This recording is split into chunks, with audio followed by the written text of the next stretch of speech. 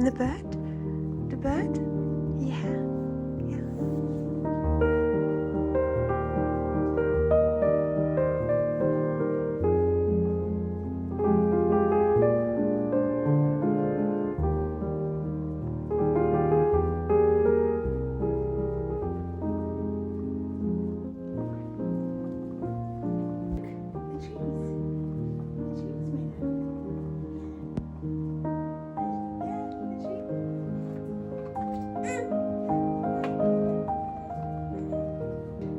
Yay! Thank you! Put it on your head.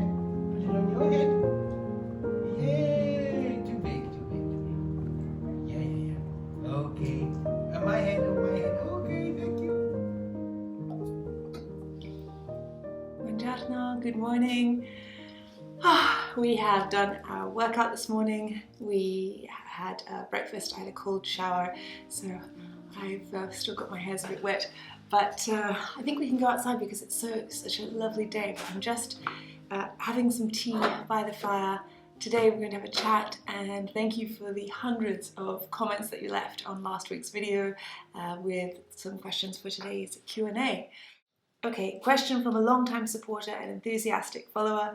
When you picture your family, how many children do you and Guido see? If that is too personal, please disregard. Thank you again, dear.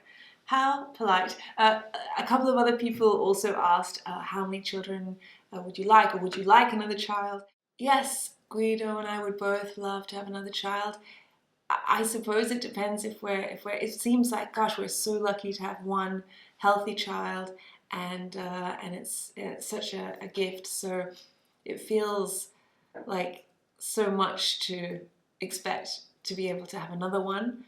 But if we could, that would be incredible, and I think it would be really beautiful for Gianfranco, because having a sibling is just such a magnificent experience as you grow up, and even as you go through life as an adult. I think I was breastfeeding so much that I didn't get my cycle back until this year, so we weren't able to I know some people have them right away after the other one, but we probably would have done that, but we didn't have that as an option. And then I guess the doctors always say that it's good to give your body a bit of a rest, but yeah, I feel fine and good, and I'm just nourishing my body and looking after it with all the things that I did before. So again, not having any coffee. I haven't had any coffee since we were trying to conceive Gianfranco, so it's a long time to be without something that I love.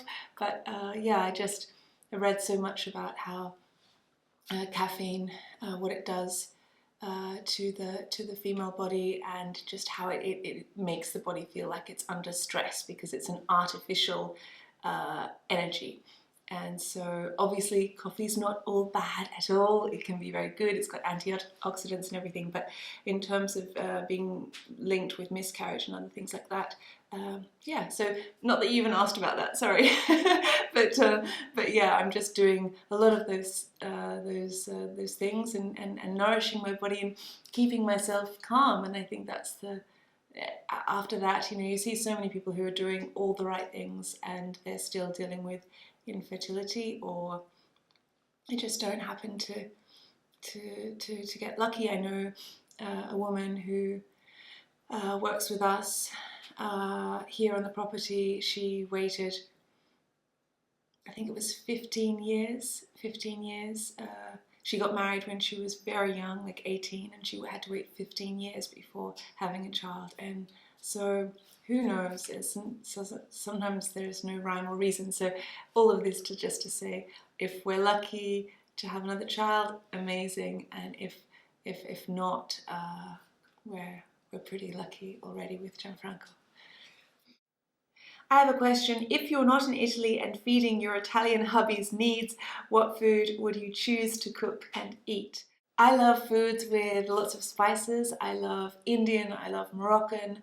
I love to just grind up in my mortar and pestle lots of spices. And in fact, that's a way that I sometimes make a tray of roasted vegetables feel a little bit more special. Like I'll grind up lots of spices and then just rub them into cauliflower and carrots and things like this, and then just roast them in the oven, and it becomes this really wonderful exciting dish. And Guido, he can definitely eat spicy food, but he's not so conversant with a lot of the more intense spices, let's say. So, I have some cumin seeds, ginger powder, green cardamom, garam masala, some coriander seeds, and some fenugreek seeds. And I think I might put also some garlic. I might cook it in coconut oil rather than olive oil. Smells so good. Look at this. Oh. Hello. Hello. Isn't it lunchtime? I've only just begun. Okay, I'll Yes. come back No. later. Oh, you look nice with your scarf. I'm just cold and too lazy to put another layer. I got lots of questions asking me to speak about motherhood and how I'm handling everything. Do you know what has helped with being a mother and navigating all of this with my partner Guido, working out how we relate to each other as partners and as parents and everything, is therapy. We got therapy before BetterHelp contacted me about sponsoring this video. And BetterHelp, I'm sure many of you are super familiar with this. They have a network of over 30,000 different therapists, and so it's very easy, because for so many people, particularly if you're a mother like me, you don't have the time to get in and go somewhere, and then even then you'd have to go into a big city if you really want a lot of choice. But with BetterHelp, they can do it as a call, as a video chat, as messaging. You can, if you don't like the therapist after a bit, you can just switch with no additional cost. So that's a great thing, because it's not easy to find a therapist who's the right fit for you. And anyway, back to our story. So Guido and I had started seeing a therapist a couple of months ago. This is before BetterHelp contacted me, so it wasn't through BetterHelp, but the experience of doing it online, I wasn't sure about it, and then we have just found it amazing, because the only time that we were both free when we didn't have work, we didn't have calls, we didn't have to take care of Gianfranco, was at 9 o'clock at night. So we now have these sessions at 9 o'clock at night when we're both pretty exhausted, but it is an interesting thing, because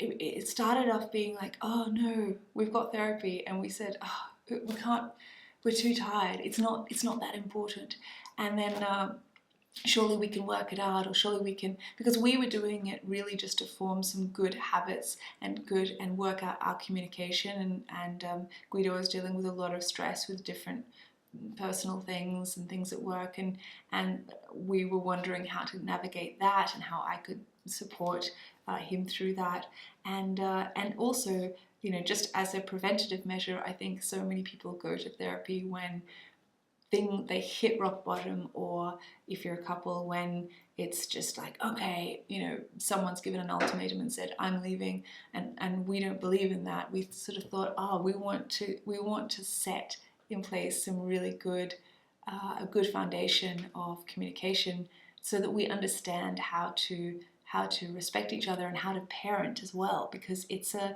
something that needs to be discussed, or how we can transition into this new role as parents. When you're a parent, or sometimes even if you're a small business owner, and there's so much, you're putting out so many fires, you're dealing with so much day to day, you haven't really got time to forecast and look into the future and say, hey, what's the long-term dream, or what's the mid-term coping mechanism, or something like that. And there is so much divorce There are so many people who are just not in the healthiest state they can be in mentally, and I'm not just talking about parents or people in marriages here. There's like an epidemic of loneliness. There's so many people dealing with depression.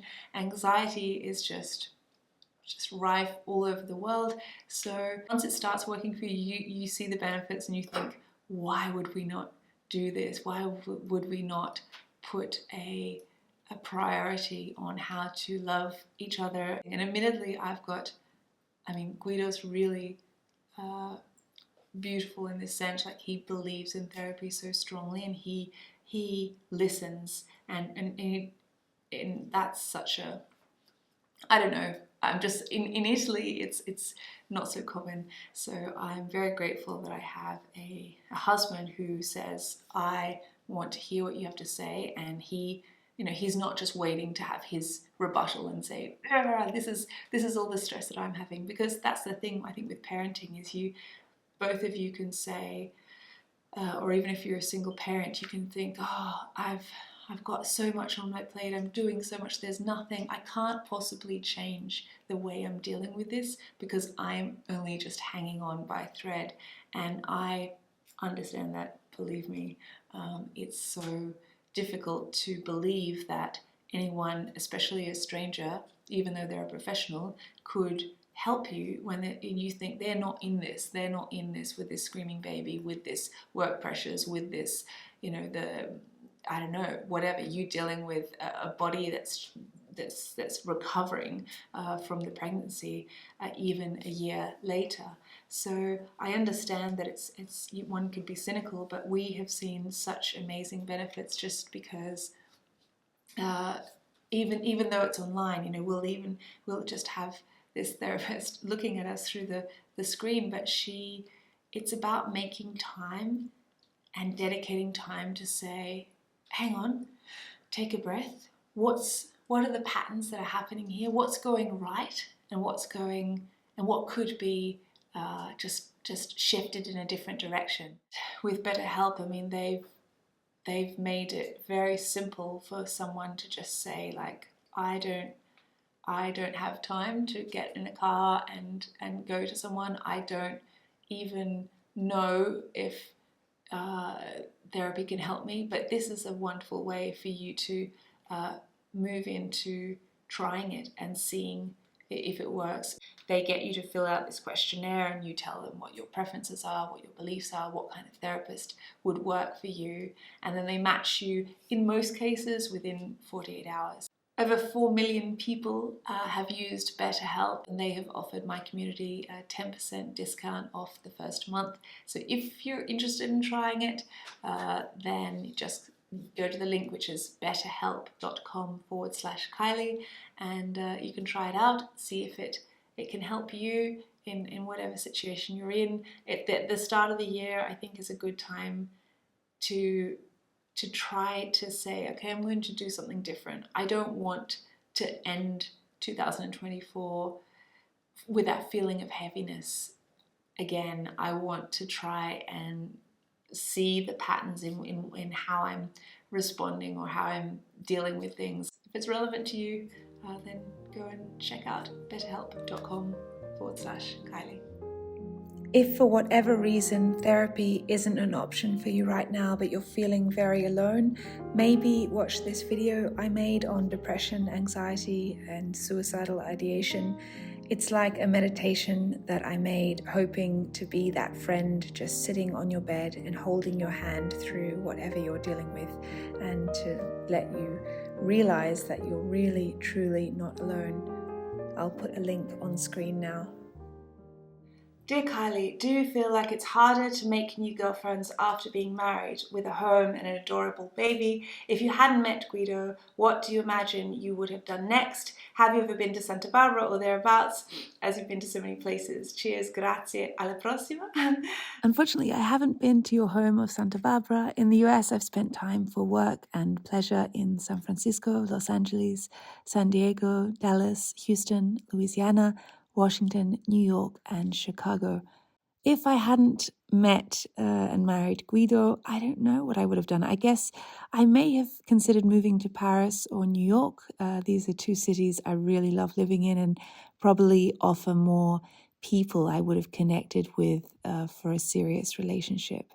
Although, I don't know, when I speak to my single girlfriends, they tend to say that it's not the case that you can meet more people in a city. What do you think? Do you think it's easier to date in a big city or in a smaller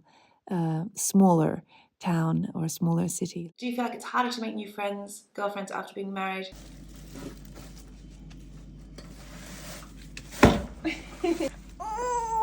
Bravo, bravissimo. Portalo di qua.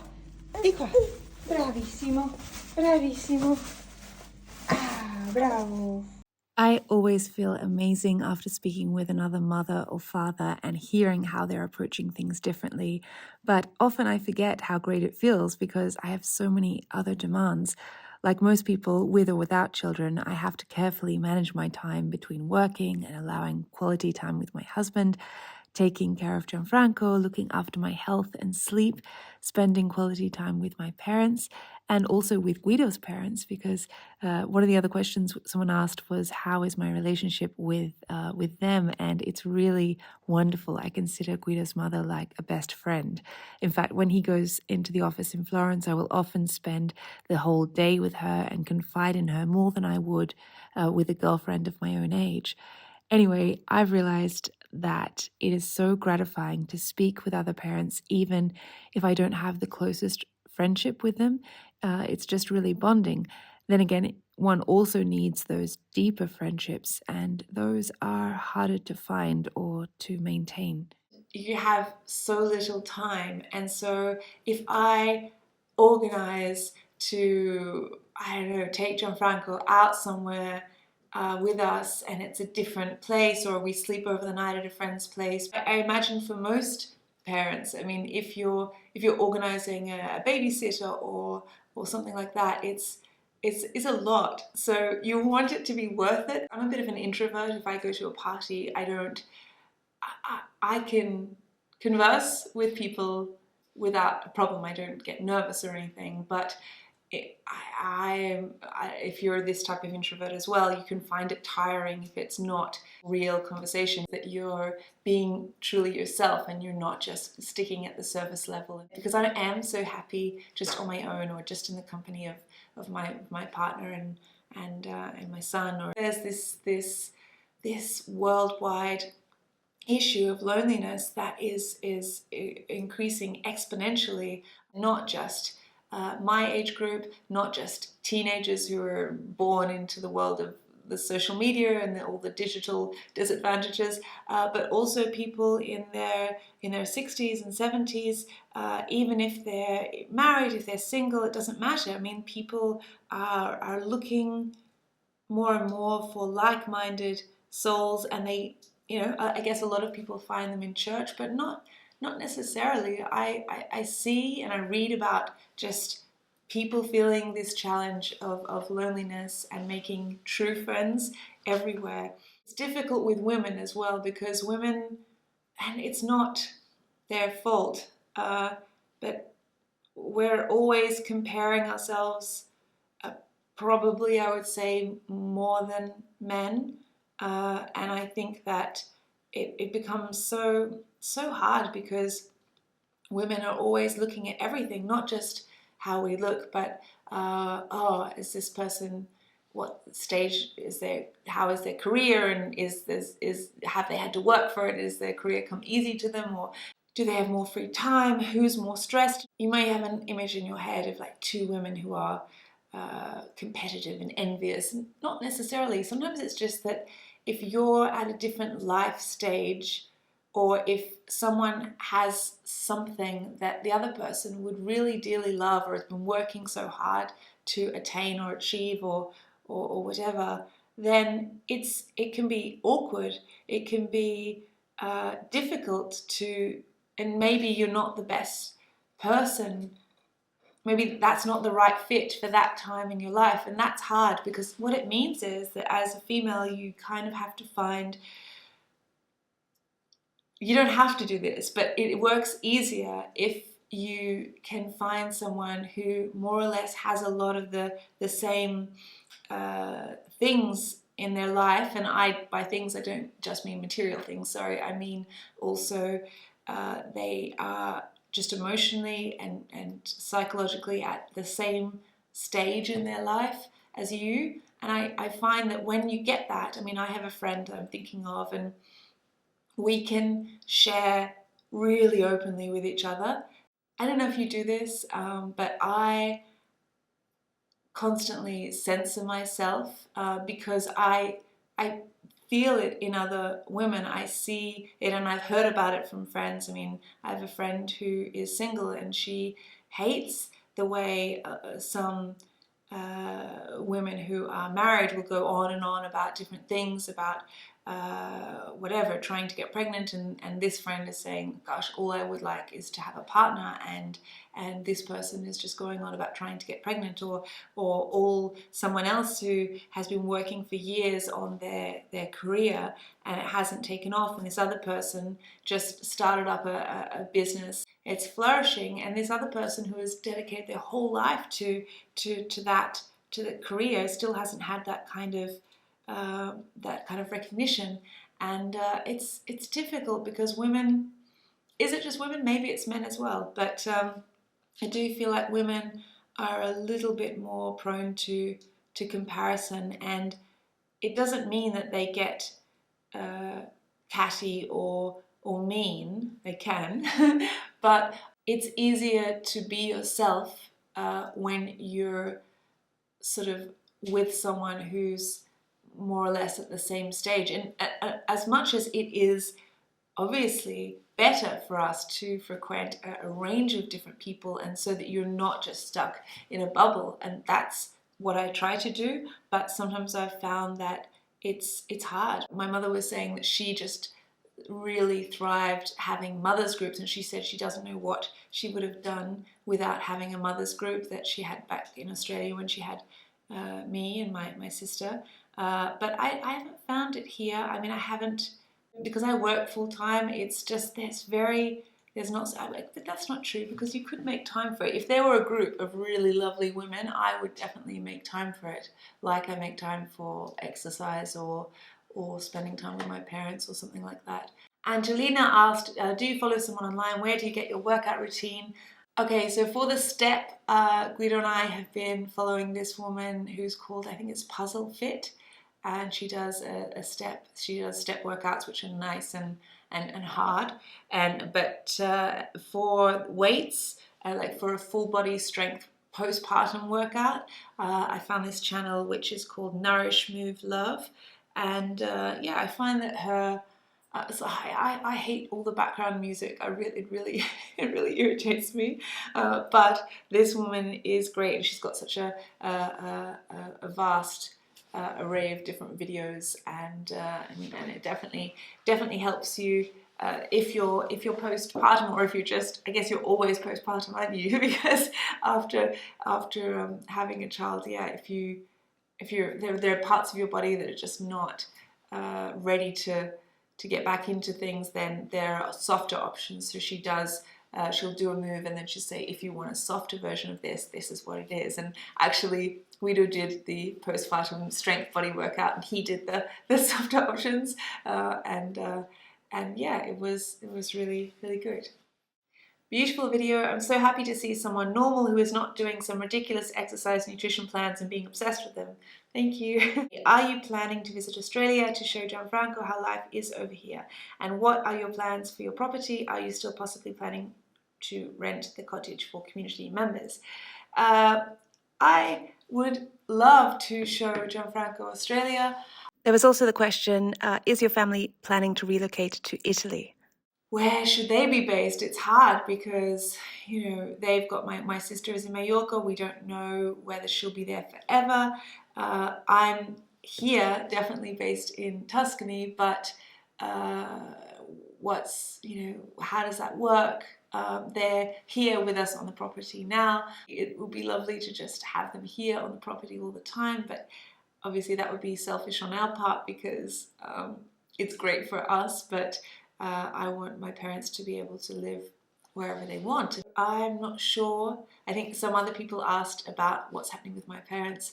They don't know, we don't know, but yeah, I'm very lucky to have my parents here, and they're such amazing grandparents, both my father and my mother, and it's something that I don't ever take for granted. I mean, I try to cook for my parents every day to say thank you to them, so that then we all eat together, and it's a lovely, it's my dream really. My dream was always to have a life where my parents could be living with me, maybe not in the same house, but on the same in the same property, so that they could have their independence, and being able to not have to schedule things, or not just see each other for holidays, but to just say to my parents, I've made a roast chicken, come up for dinner, and they just walk across the lawn. That is so precious to me, and I'm valuing every single second, every meal, every morning that I can wander over with Gianfranco and just play in his little house outside their cottage where they're staying.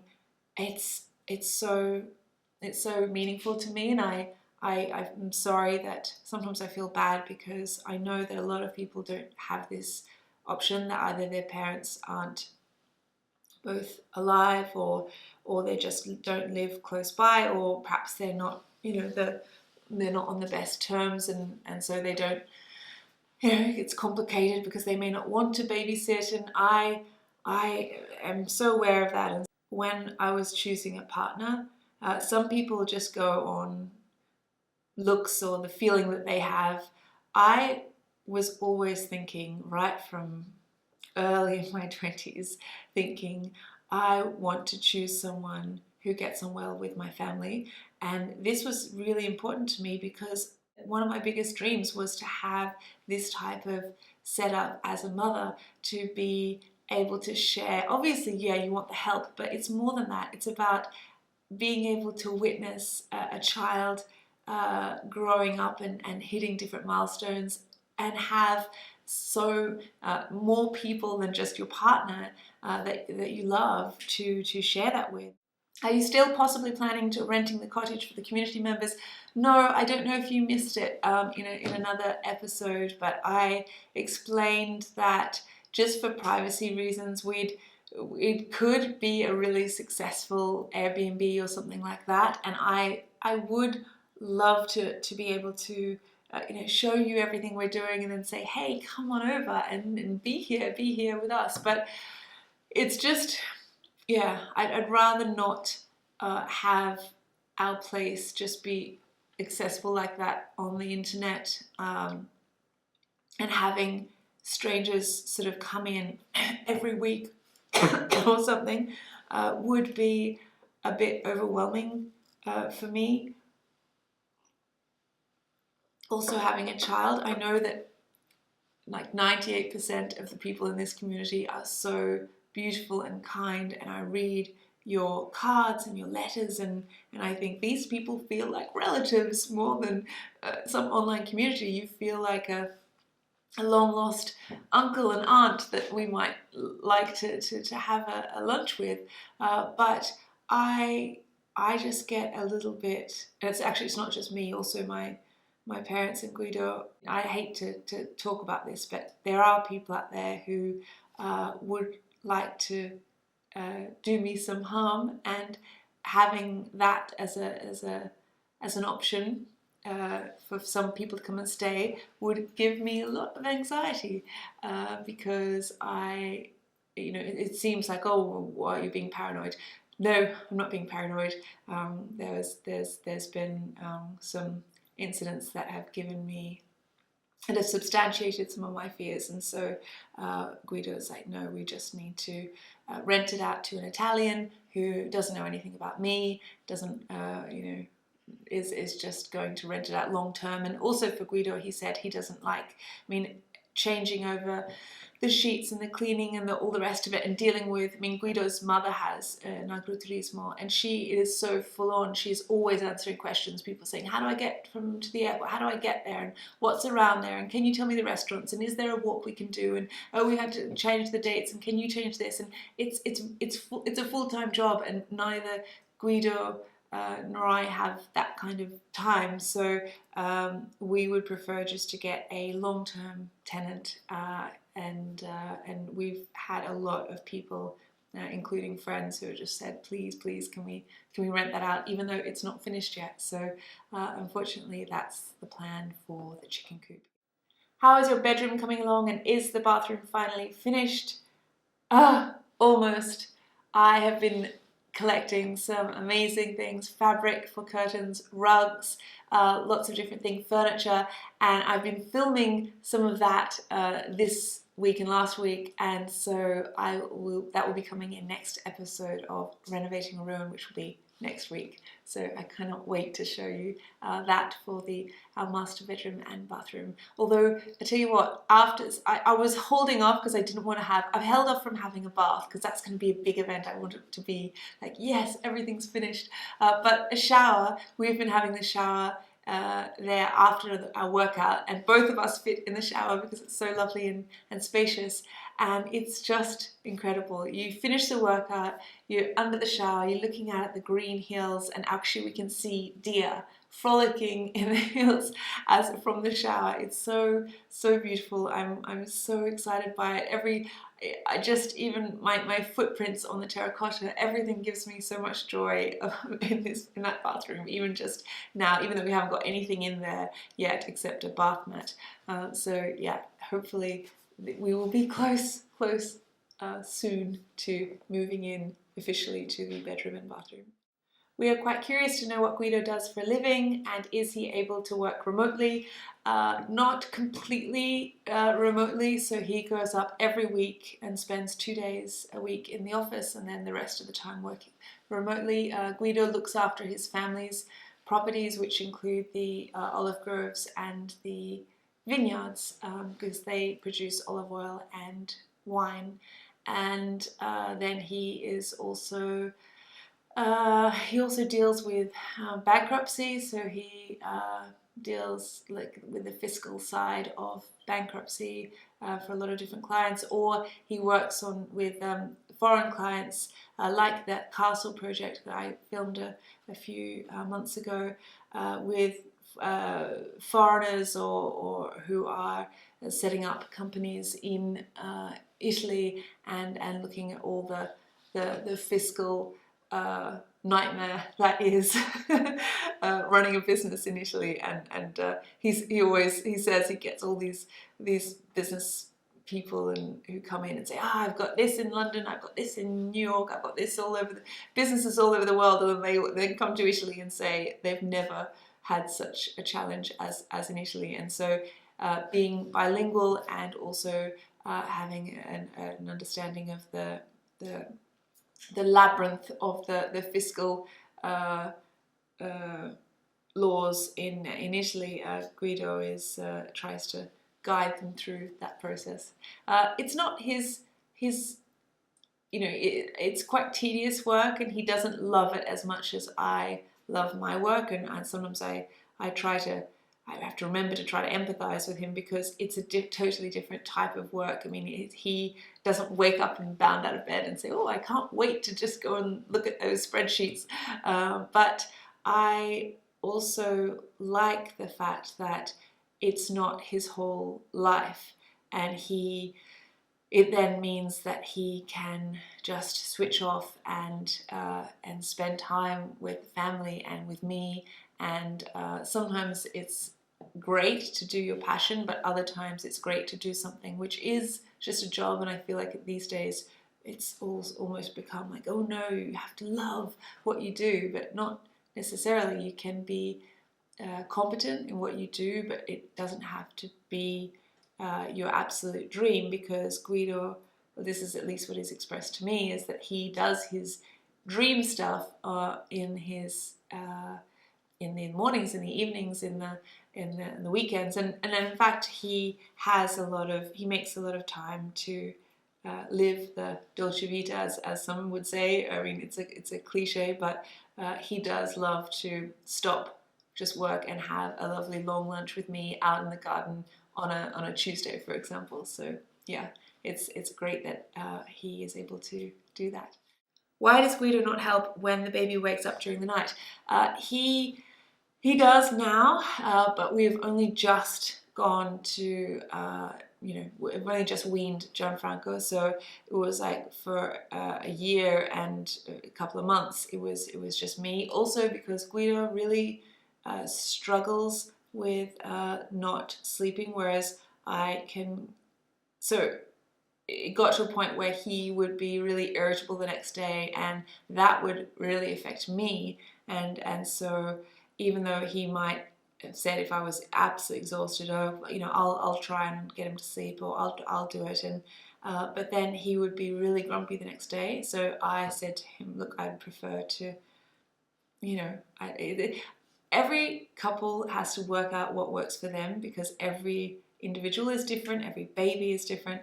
So I know a lot of people might say, oh, this is what works, this is what you've got to do, and this, but no, you've got to work out what's right for the couple, and we're finding our rhythm, our very personal rhythm that works for us, and taking into account Guido's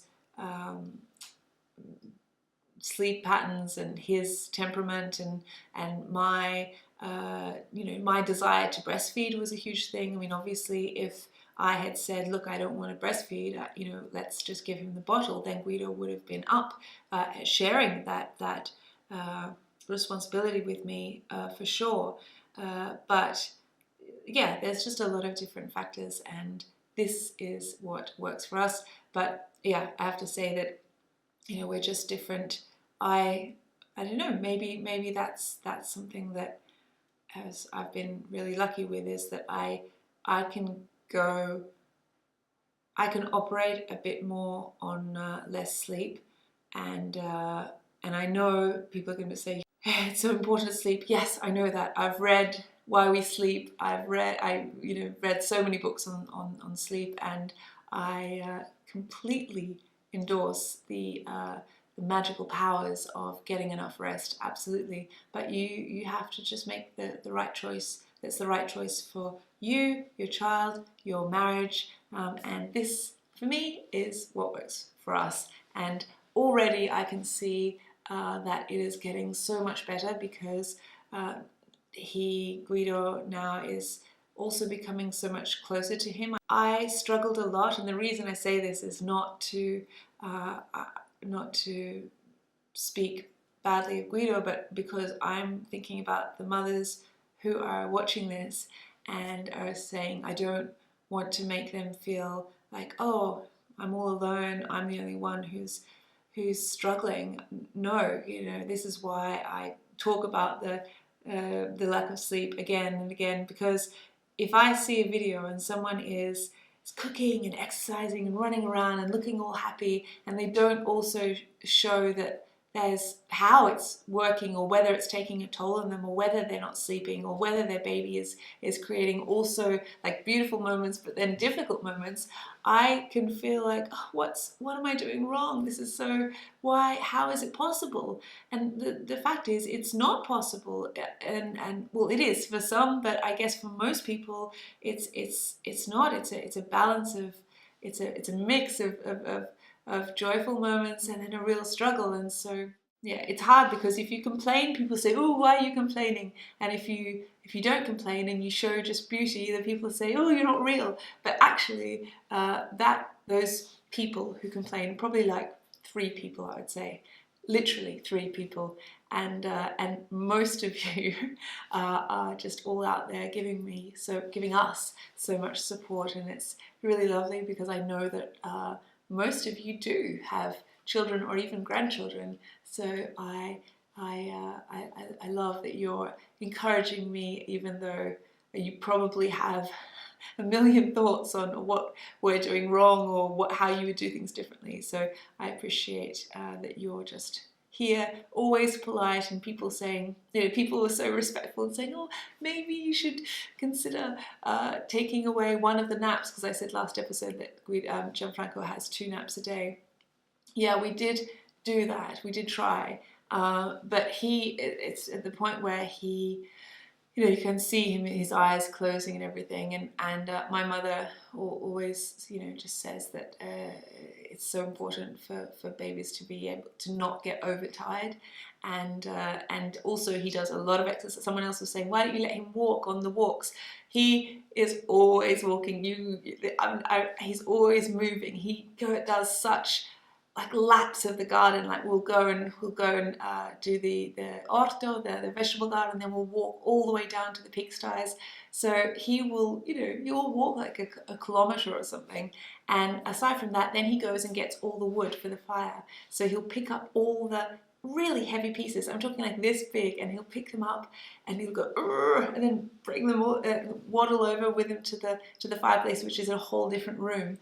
So he does a lot of exercise, and he does go down to sleep fairly well. Like he was going down so well. It's just that he's very much like most babies. He gets used to a routine, and if you change that, as we did when I weaned him, and weaning him was also so that I would be able to get my cycle back so that I could have another child.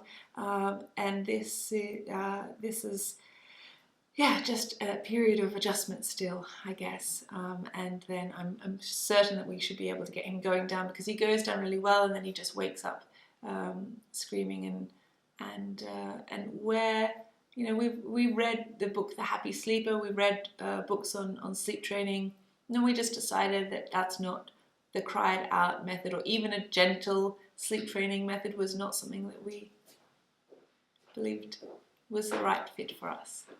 Hello. Lunchtime? Yes. If you find the time to answer, I would love to hear from you a bit about Florence. We are coming with my parents and a year-old daughter for a week in the end of March, and we're looking for tips about parks and places to eat, shop, spend time with a little child. Do you know what? Probably a better person to look to for advice would be, there's an Instagram account called Girl in Florence, and I think she actually has a service where you can pay her to sort of organize your holiday, or in Italy, and she's American, but she has a great knowledge of all the places to eat and go, and she's also a mother of I think a 2-year-old maybe, so she would definitely have an idea. And she lives now in Florence. She moved away for a little bit and then moved back, and I think on her website, even if you don't want to pay for that private service, you could even just check out her website, where she has lots of ideas on where to go and what to do. Dearest Kylie, has positivity always been so deeply ingrained in you? If so, where did it come from? If not, how did you develop and build it? Thank you so much. Look, I guess I only have I have mainly my family as a point of reference, because your family are the ones who truly know your character. Within my family, I'm definitely known as being very positive, always looking for the silver lining. My grandmother was very much, people tell me that I'm a lot like my grandmother, who was very positive and always hoping and wishing and looking to the future with a positive approach, I suppose. But I think whether you are naturally positive or cynical or calm or anxious, we can all either cultivate or diminish that natural side of us. And I know that I'm very sensitive to my surroundings, and sometimes we associate the word sensitivity with frailty, being allergic, being, having some sort of reaction, a weakness, I suppose. But sensitivity to one's surroundings, at least in my experience, can also be a great power, because it's a very simple formula that I know how to transform my mood, or I know that I will be affected by the colors and the materials, and if there is light coming into a space, it fills me with a hope and a creativity, and I feel like I can find the romance in it. And sometimes it can sound like, oh, there's a naivety to positivity, but I don't think that necessarily needs to be the case. I know that I can be very pragmatic, and sometimes it's because I know what I need to feel positive that I can make very pragmatic decisions, like whether it be a relationship or where I live or what I'm doing. I will work like crazy in order to be able to create a room for my office or my bedroom or whatever, or where I live, to find that apartment that I can rent that has that light that comes in, because I know how that transforms my mindset when I as I move through my day. So it's not that you just find yourself in every situation you're like, oh, look at the silver lining. There's only good to see around everywhere I look. If you feel that you have orchestrated things, I think that helps. For example, I mean, I've spoken about this before, but with my first apartment in Rome that had no windows, no kitchen, it had like a sink, but I would have to take a chopping board and sit on my bed to chop things to cook with them, or to mix a cake or whatever.